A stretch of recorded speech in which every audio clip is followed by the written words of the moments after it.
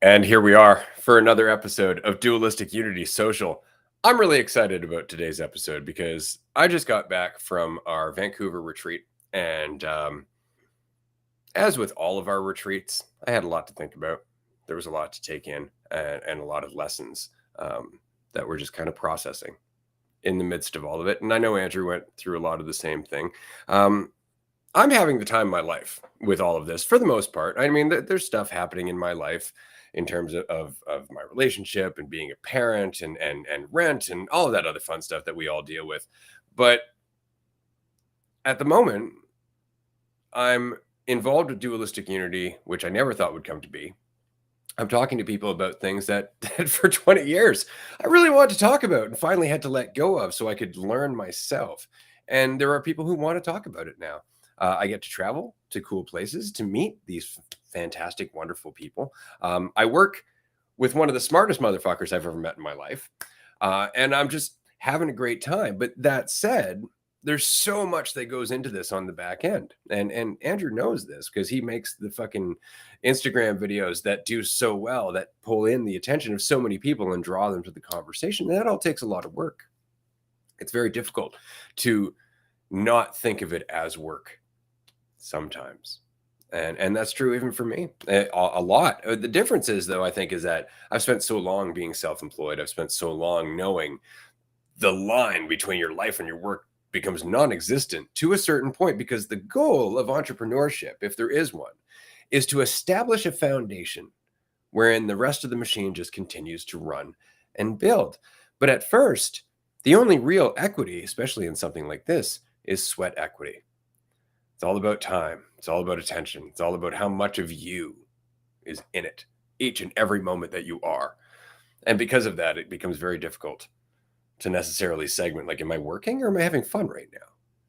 Am I enjoying this conversation or are these hours?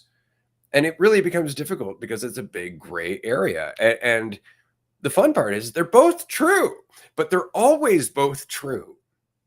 You're always, to some degree, working on yourself if you're paying attention. And that's what the whole self-help motivation psychology thing is really all about, right? It is working on yourself. It's still work. And anybody who's doing it knows it is, right? But it's changing you. And in changing you, you are having a different perspective on your life. You are changing, and thus you are living. And there is a whole other level of enjoyment that can go with that.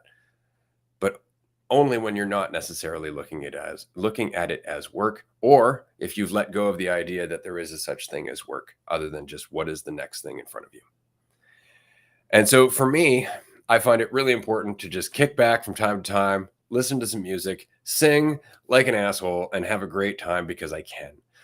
It's just because I'm killing time regardless, whether I'm out drinking, playing pool, going for a walk, sitting here, contacting people about continuing on this discussion or not. The option is I can look at it and let it be a weight or not.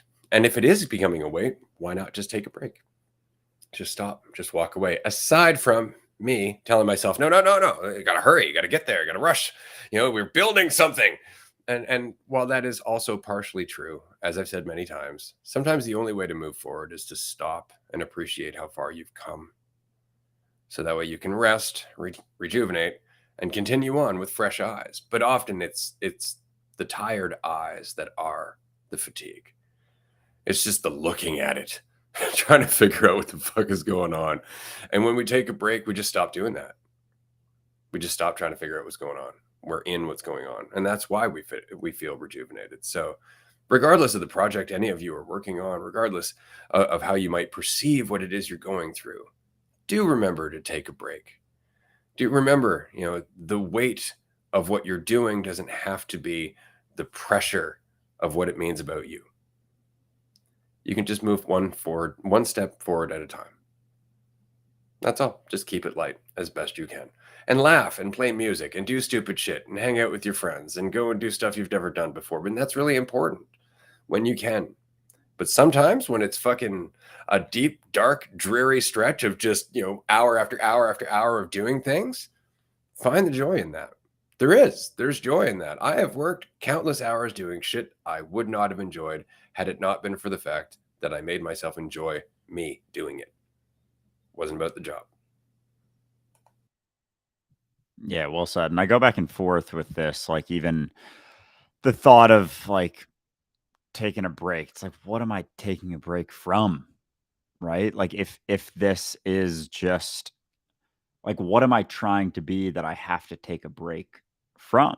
Like if it is just like if the best thing I can do, which I'm just sort of realizing is be myself, like share things that I go through. Cause I think, and this is just my perspective, like just from talking to people and because I talk to people about stuff and it's not, I don't think it's just entirely an assumption, but, people look at me in a certain way. And so the best thing I could ever do is just be myself, which isn't that idea of, someone who, I don't know, has it all figured out or doesn't suffer anymore or anything like that. And so taking a break, it's like, what do I like? What weight am I carrying that I need a break from? And I think there's a point that's beneficial where it's like you feel like taking a break, and it's kind of like there's a Jim Carrey quote, like depression is just your body telling you you need deep rest from the character you've been playing. And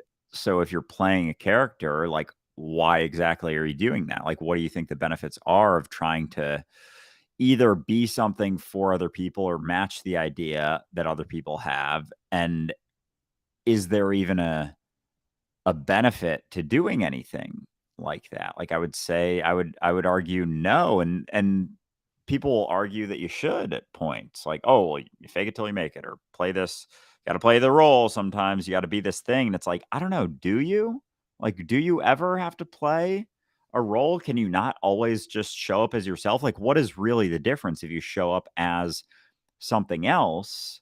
Then what is that doing besides just creating more conflict with reality, adding more weight to yourself that inevitably will build to the point that it cracks and breaks you? And then it's like, you reset, but and this is the back and forth I kind of started with was like, then you take a break and then what? You go back to playing a fucking role, or you can just stop playing a role, keep doing the things. And then it's not really taking a break from the things that you're doing. It's taking a break from the fucking role you're trying to play or way you think people see you, that sometimes we, without even realizing it, despite knowing that it's probably better for everyone if you don't play a role, because it's essentially always better for everyone if you don't play a role. And playing a role is, I don't know, like, I don't want to say selfish to a degree, but it kind of is. And then we pitch it as not being selfish because we think it's better because it's how people see us and it's how they want to see us, but it really isn't. Because if they see us in a certain way that's,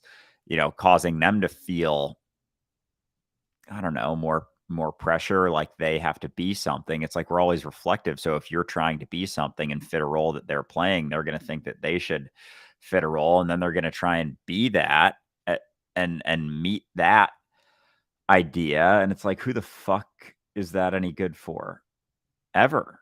Like it's not good for anyone. Like why can't you just show up to something and see how it goes and fail? And even it hit me yesterday, like the idea of failure and shifting your perspective on that to be something not that you avoid, but something that you pursue in a sense.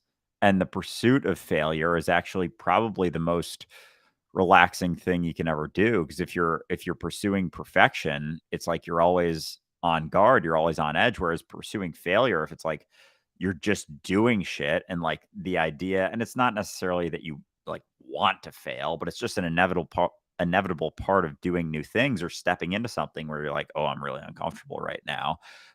If you're doing that and then maintaining this idea of needing to be something, it's like I'm gonna step into this.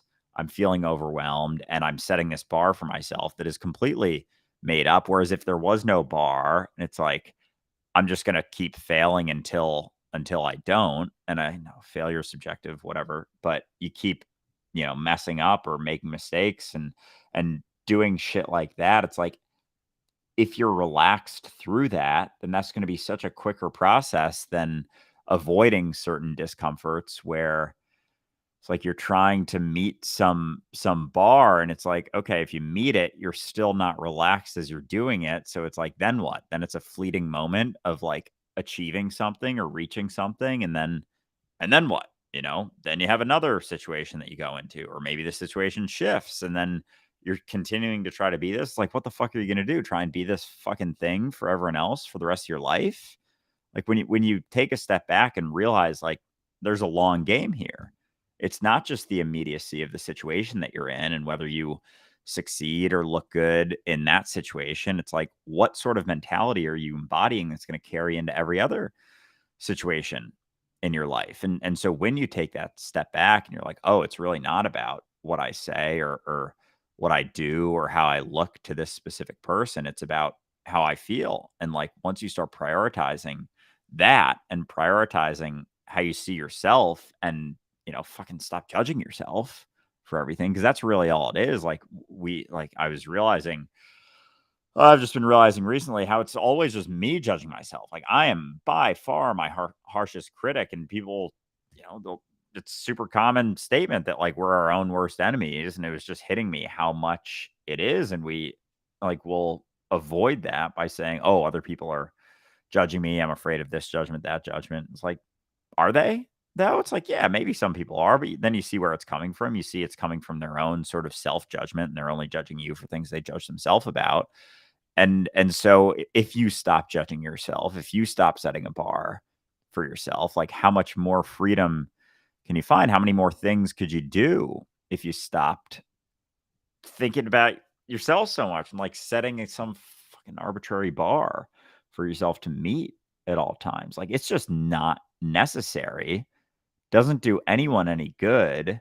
It's just gives you this journey, this idea that you're getting somewhere when you're not, and it just adds weight to yourself. And I think a part of me thinks there's a benefit to having weight, and there's like I don't even know, like, I don't know, warrior mentality of like bearing this weight, and it's like, you don't have to do that though. It's not actually helping you or anyone else. So yeah, I mean, why can't you just show up and be you and go from there and kind of figure it out as you go and make mistakes and then keep trying and keep doing things. And I think, at least for me, it's like there was a lot of time that I spent not being myself, and so it's very unfamiliar. And so it, yeah, there's like an unfamiliarity to it, or a subtle resistance to it, in a sense. To being And enough. yeah, something like that. It's not just the path, it's the identity. It's the idea of ourself. It really is.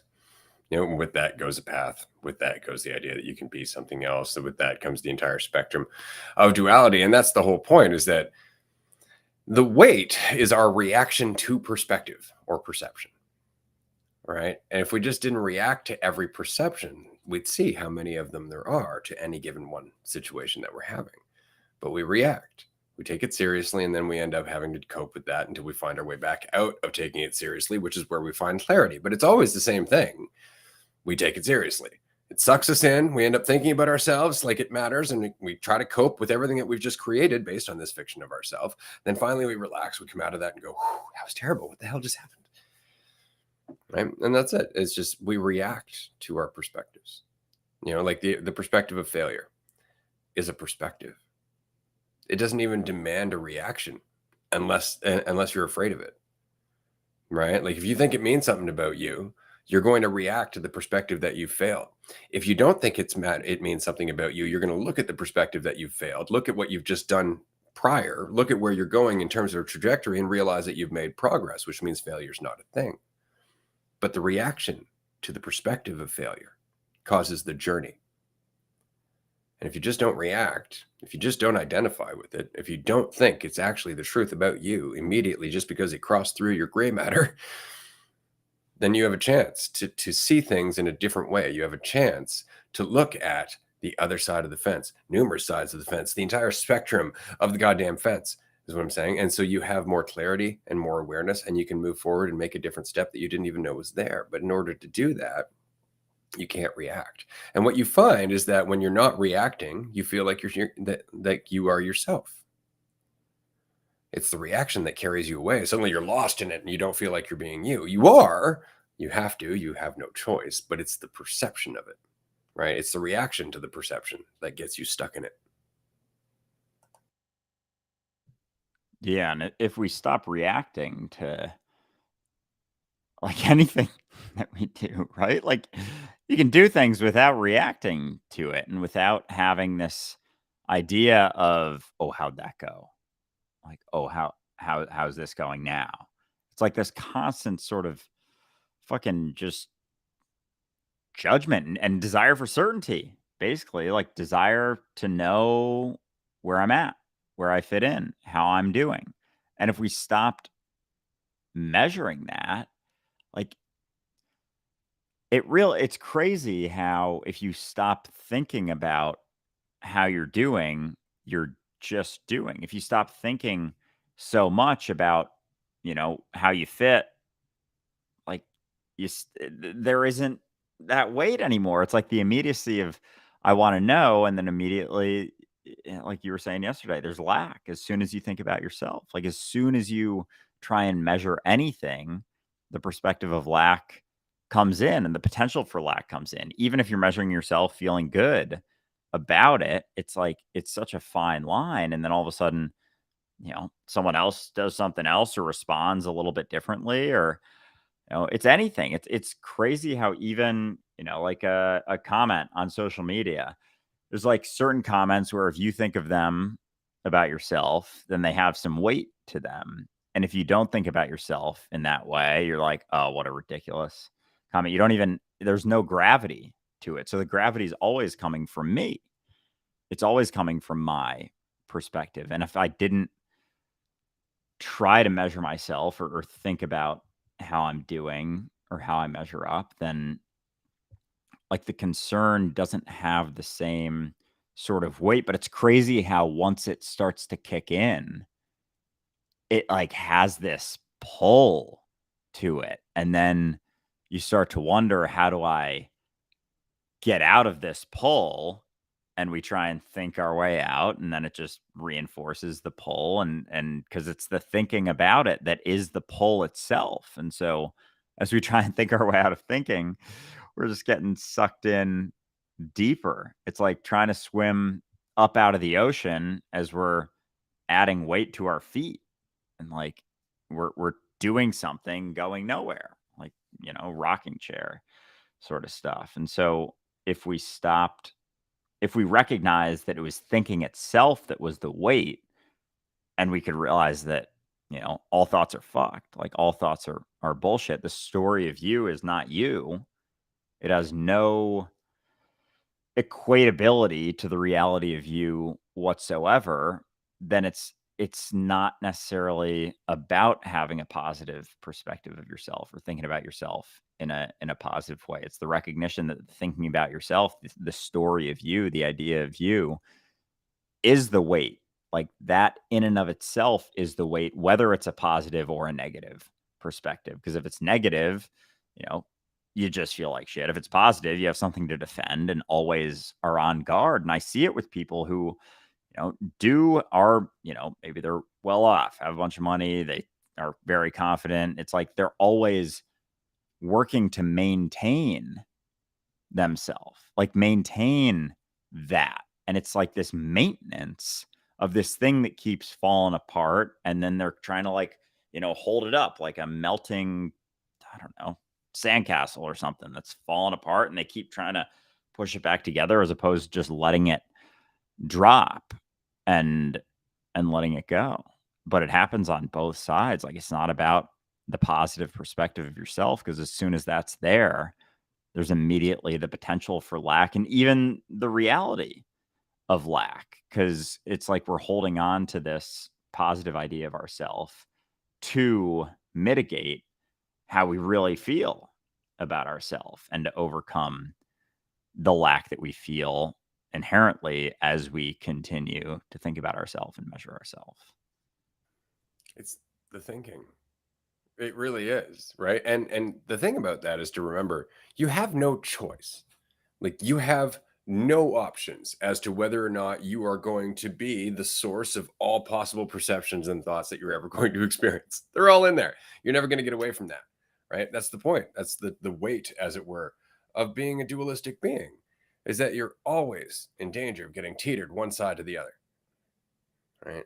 Unless you practice awareness and you don't immediately react, right? It's just like walking a tightrope, right? Just calm down, relax, find your balance, right? But that's it. But as soon as you're off balance, yeah, you feel like you're falling, right? You feel like you're falling and you feel like you can't find your way out. And what's funny about it is that you're not falling at all.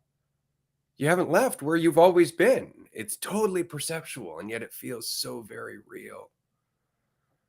I posted an article back from Ray's archive. I don't know if you caught it on Patreon yesterday. It's called The Thought Police. And I'm talking about different reflections of ourself, different opportunities that we have in meeting other people, and how some people, for example, will try and tear you down just by virtue of the fact that they have to maintain their own state of mind. And in those moments, the temptation is not to react to them in one way or another, but to react to them, to think about them, to think about yourself in relation to them. And immediately you're fucked. Immediately you're caught in it because you're reacting to something that was never a fucking threat. These people were never a threat. Their perceptions of you are not the truth any more than your perceptions of you are the truth, or your perceptions of them are the truth. But we react as if it is, which is why being insulted causes the same physiological effect as being assaulted to a very large degree, because we take it seriously. We actually think we're in danger by somebody saying that we're dumb. And we react accordingly. And the problem is, and here's the worst thing is, we get so caught up, and being dumb is a perfect example. We get so caught up in thinking that we're dumb, worrying about that, worrying whether we're dumb, getting so caught up in trying not to be dumb that we're always thinking about ourselves. We're always trying to be something. We're always trying to get somewhere. We're always thinking about other people and how they're doing. And in doing so, we lose more and more of our attention and our focus. And guess what? We end up appearing and feeling dumb because our attention and our focus isn't there. It's not that we are, it's that we're so caught up in the idea that we might be that it's becoming a self-fulfilling prophecy. And it's always the weight of thought. Your thought will make you a prison. It can make you a prison of gold or darkness. Totally up to you, but it's still a prison. Yeah, it's always that. Like that's just it. It's thought itself. It's taking it seriously. It's taking any of it seriously. And so as we take one side seriously, it's like everything seems serious. And oh man, it's just fascinating how like we think that it's not thought itself that is the experience of hell. Like and I've been getting waves of it recently, but when I was younger, it was like nonstop thinking. It was just thinking all the time. Like teenage years, that's when it started to come up, and you have no fucking wherewithal to understand that, oh, this isn't it. It's like a new tool that someone just gives you without any instructions, without any guidance, without any manual. And it's like they just give it to you and they're like, here you go. And like that's it. It's not even like, here you go. This is to help figure out things to a degree, but definitely don't take it too seriously. It's like, no, it just starts happening. You're like, what the fuck? And then you start making assumptions. You start trying to find certainty, and it just like starts trying to find certainty in everything. We have no wherewithal to understand that it's the mechanism of it, and it's trying to find a certainty that doesn't exist, and it's always going to keep trying to do that. And it's just going to settle on random shit just to think that it found it, to think that it found certainty. And so we get caught in these thought loops, and it's like we're looking for confirmation both to confirm the bullshit story that doesn't feel great, and then to confirm that it's not true kind of at the same time. Like I don't even know what the fuck I'm doing. anymore. Like, what am I trying to do? What am I trying to be? Who am I trying to do it for? Who am I trying to become? Who am I trying to prove this to? And it's always just to yourself. It's always just to you, but we'll make up an excuse like, oh, we're doing it for them, doing it to, I'm people pleasing. I'm trying to please everyone else. It's like, no, you're just using them as an excuse to try and please yourself, feel valuable in yourself, tell yourself a story, give yourself an excuse to feel okay with yourself through, the eyes of other people that you have no control over and no idea really even what their perspective of you is. And there's like this certainty, even if you're, trying to help people, not necessarily help people, but, be there for people. And we think that, I don't know, at least for me, there's like this idea of I don't want to say perfection, but it's kind of along those lines of like always doing the right thing, saying the right thing, saying the best thing. But it's just from my perspective, not realizing like, I don't know what the fuck the best thing to say is. I don't know the best thing for this person to see in me. Maybe if they see me as someone who's got it figured out, then actually me stumbling and fucking falling on my face is way more beneficial for them to see. But then, on the flip side, then it is selfish because like, well, I don't want to stumble and fall on my face like that. I judge myself for doing that. And so it just comes back to you because like, oh, I got to be perfect for these people. And it's like, no, you're trying to be perfect for you. That's all that it ever is. And so when you stop trying to be perfect for you, realizing that it's not about getting to any spot where you're fucking got it all figured out or perfect or whatever. It's just what you embody. Like it's really your experience. And if you're always trying to be something, you can never relax. But then if you relax, you start to realize that it's kind of arbitrary how you act. Like how you act is arbitrary because you don't know. You don't know what someone else is thinking or how it's going to be received or how you may or may not be judged. So your actions are entirely arbitrary. There is no correct way. There is no incorrect way. It's just how you're acting. But at least for me, I hold on to ideas of like the right and the wrong way to act, despite fucking talking about it all the time. Like there is no right way, there's no wrong way. Like, yeah, you can say it till you're blue in the face, but it's the application in yourself is really what it comes down to, because then that allows, and it's not even for anyone else, it's just for you, and that's the most impact you can have, because then you're actually with people too. Like you're not really with people if you're trying to be something, because then you're not really considering anyone else and you're just considering yourself, and it's actually quite selfish to try to be perfect all the time. Like it's incredibly fucking selfish. Then you lack sensitivity, you're not paying as much attention, and then you're missing the shit that you're trying to respond to because you're trying to be, this whole idea thinking there's like a fucking script you're going to find in your head that's got all the right answers, and it's like that doesn't exist ever there. And then I mean, your actions are arbitrary. So I recognize what you're doing in the way that, because I did it for a long time. In the same way that sometimes people who join us on a psychedelic adventure for the very first time, they've done psychedelics before, but they've never necessarily done it in this mentality, this conversation in our presence, blah, blah, blah. And all of a sudden they come out and they're like, this isn't what I thought it was. It's like, exactly. And that insight is everything. And then that keeps getting deeper. You and I have been questioning control and assumptions and concepts and everything for the last year and a half on our podcast. And we do so relentlessly, I would like to say. And in doing so, you really are continuing to come up to the promise of your thought, which is control. When we keep questioning control, but all of your thoughts are the promise of control. No, this is how you know what to do. This is how you know what the right way or the wrong way is. This is how you know if you're the right person or the wrong person, all of that fun stuff. So it's one thing to know that there's no control conceptually. It's another thing to keep running into the wall and recognizing that it doesn't work, right? And that's what you're doing. You keep running up, trying to test it out. Like, no, surely thought's got to go somewhere. And it never ends up going where you want it to go or where it promises to go, because when you follow it through far enough, it never does, because control is an illusion. And so now, after all of our conceptual and insightful conversation, Andrew, me, listener, we're left with the same choice that we're always left with. Just let go. Just let go. There's nothing for you to be. There's nothing for you to do. It's not like you have to deliberately fall on your face. It's not like you have to deliberately not fall on your face. All of that stuff is like, oh, what am I supposed to be doing? You're already doing it.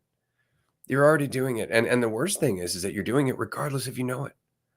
Regardless if you know it, because in the same way that your life and the lessons that you get moment to moment are up to you, same is true for everybody else that's interacting with you.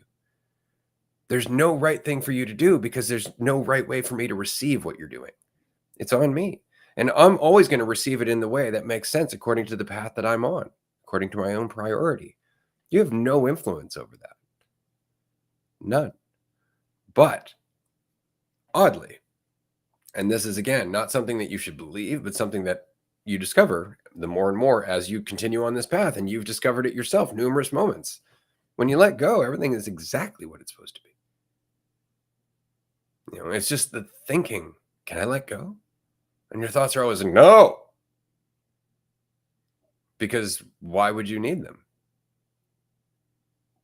Right? And so they are justifying their existence. They need your attention in order to influence your life. Right? But if you just recognize they're all in there and you don't react to them, then they inform you instead of pushing and pulling you because you think they're real. It's just crazy how it always comes back to that. And like even in the conversation that we're having, like it's like we've been talking about this for fucking year and a half, like have hundreds and hundreds of hours of this conversation, and yet it's 20 years, buddy. Yeah. Yeah. And I'm just getting it. And I say that all the time. yeah, it's fucking gnarly. Like it can be that, disgust, and that like it's real, like, oh my God, because it's not about the words, and so it's the moment to moment experience that you have, and there's always the push and the pull, the balance of investment in being something versus not, and there's gonna be, there's fucking everyone has years and years and years of weights and layers and shit that they've built, and so there's gonna be certain things that maybe shake you a little more, and as we get shaken, as things start to get wobbly, it's like, what do we cling to? We cling to the guardrails. We cling to the bumpers. We cling to the control that doesn't actually exist, and it's like we're clinging for it, and it's like we're not grabbing anything. There's nothing to hold on to, and so we're like, fuck, and then we feel like we're just falling as opposed to realizing we don't need them. Like there's no certainty in holding on to the bumpers. There's no certainty in holding on to the walls. It just creates I don't know, this false sense of comfort. Like it is going to guide me.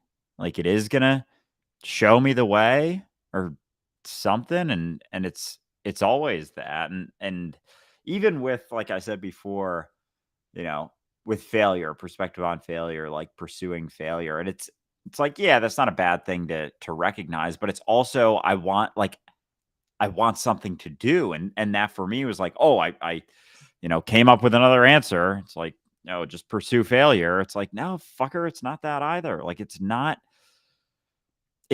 something you have to do. It's just what you are. So like, and failure is such a subjective, ridiculous sort of thing because it's such a siloed sort of separated experience. Like, oh, I've failed at this. And it's so driven home by school really fucked us up good with that shit. Like everything was measured.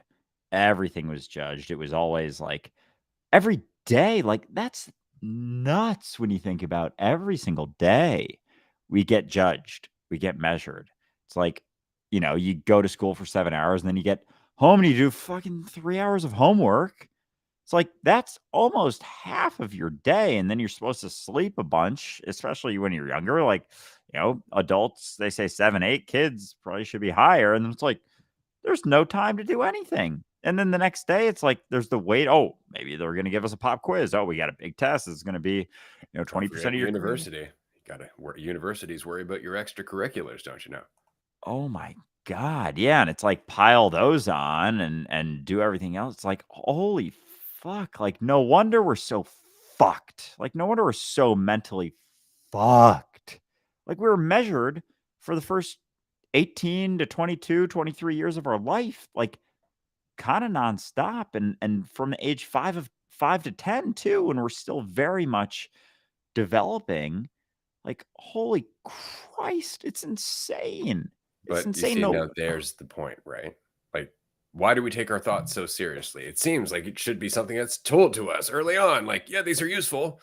Don't take them as the whole truth, right? And I know as a parent that that is in fact something that's possible and that children do absorb to the best of their ability to some level or another. If your child is raised with the awareness that what they think of themselves is never the truth, although they'll dip in and out of it, they always have that grounding of going, right, you've mentioned this before. So all of a sudden, it's like we have a different environment. But you and I, and most of the people watching this right now, grew up in a world of people who take thoughts very seriously, so seriously, in fact, that they've created an entire system based on labels and categorization and a hierarchy of values and how we're measured and all of this other shit. And so we grew up in a world where people are like, no, thoughts are serious. Take your thoughts seriously. React to those thoughts. You got to really watch out for those thoughts. If you don't think, well, what kind of a dummy are you? Can't imagine not thinking. And there's all kinds of this fun priority.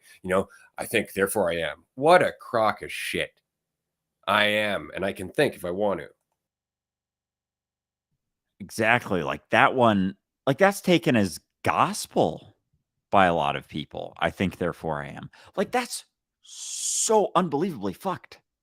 Like, the thought that I think, therefore I am, like, thinking equates to existence itself. Holy shit. And so, no wonder when we start to feel uncertain, when we start to question things, like, if we're holding on to both thoughts that are fucking us up and making us suffer a bunch, or at least reinforcing stuff that we're trying to get out of through thinking. And then on the other side, we're like, I think, therefore I am.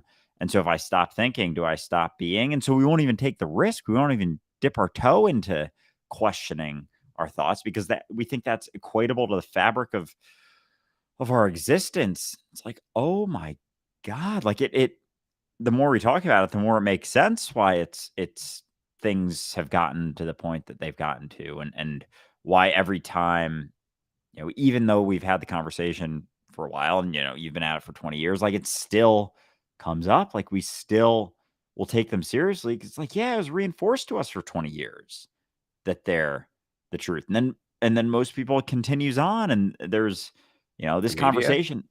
Yeah. right? It's Tell me that's not what the crazy. media is doing all the time, selling you a narrative of the world and telling you it's the truth. It's all we're ever being sold. That's what we're sold in every fucking product. This thing's going to make you a better person. That's the truth. Right? And we trust it based on what? Based on a brand? Based on a label that we make an assumption about because everybody else made an assumption about that? There is no degree of healthy questioning happening right now. And this is the thing, like, because everything that's questioned gets an immediate like violent response. How dare you do that? You're triggering someone. It's like, yeah, questions are triggering, especially when you're holding on to certain things that give you a false sense of certainty and value and it's easily shaken. Triggers aren't a bad thing. Triggers point out where our cracks are. Right? But this is that we're being constantly shown that questioning would be valuable. And we are constantly doubling down on the same stupid shit that we've been doing for 200 plus years.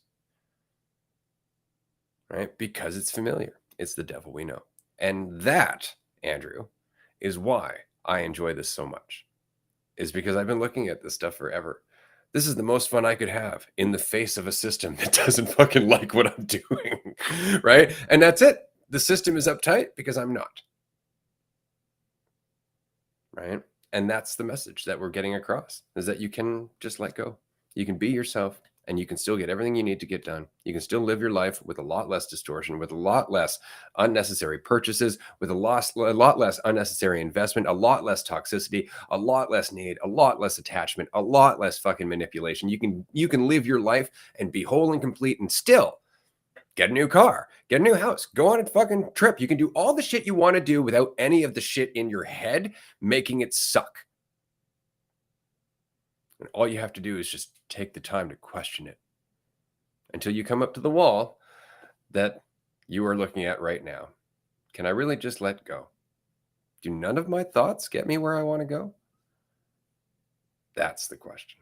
I spent the last 2 decades exploring it, and I'm going to keep doing so.